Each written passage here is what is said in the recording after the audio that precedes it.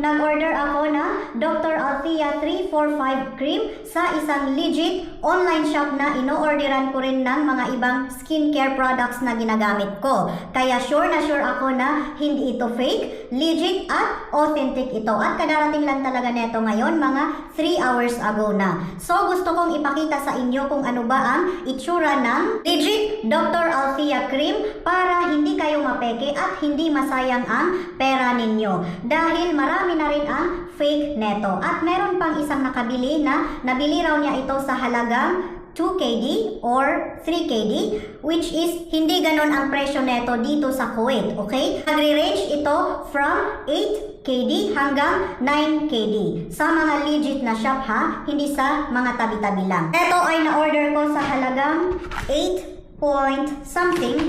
Nandito ang kanyang presyo. I-flash ko lang dyan sa screen para makita ninyo. So please watch closely para makita ninyo or ma-identify ninyo ang mga features ng legit Dr. Althea cream. So ganito ang kanyang packaging, okay? Ganito. Ayan. At silyado yan ha. And then, dito sa my bottom part, nakalagay dito ang expiry date. Okay? Dito sa likod ay nakalagay ang ganyan. Made in Korea. Meron siyang English na nakasulat kaya maiintindihan mo kung ano ang meron dito. Alright? So dito, ayan. Merong nakasulat na vegan at saka ilan ba itong nandito? 1, 2, 3, 4. 4 na bilog ang nakasulat dyan. Merong English din na nakasulat. Mag-flash ako ng picture dyan sa screen para makita ninyo. And then, dito sa may ilalim, dito nakasulat ang kanyang mga ingredients in English at saka Korean letters. Alright? And then, buksan na natin. Ayan. Okay? Metal tube.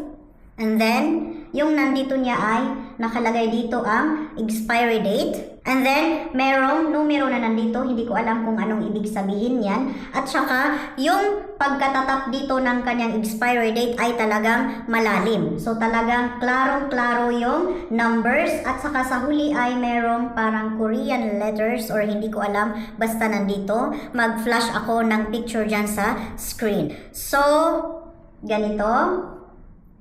And then, sa harap talaga nakasulat yung mga ingredients kung bakit ito 345 cream. Ito ay 50 ml at saka merong tusok yung dito niya. Okay? And then, buksan na natin. Ayan. Silyado rin siya. And then, tingnan natin kung ano ang consistency at saka kung ano yung amoy. Meron ba itong amoy or wala? Ay, talagang madikit yung dito niya ha. Ayan. Madikit na madikit. Ayan. Okay.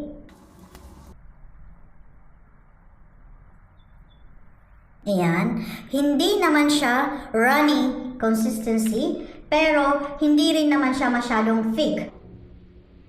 May pagka-creamy siya ng kaunti, pero hindi siya yung talagang watery talaga na runny talaga na yung makikita mong parang tubig. Mabilis na ma-absorb ng skin. Hindi siya mabigat sa skin, okay? At wala rin siyang amoy. May konting lagkit lang na, very kaunti lang naman. Hindi siya malagkit na malagkit. So, I hope na nagkaroon kayo ng idea kung ano ang itsura ng legit Dr. Althea cream para hindi kayo makagamit ng peking product na hindi natin alam kung ano ang nilagay or hindi natin alam kung ano ang ingredients. So, baka mapaano pa ang skin natin kung fake yung magamit natin. So, hindi ko alam kung saan ako makakabili dito ng mura. Gusto kong makabili ng mumurahin talaga para makita ko kung ano ang difference nila neto.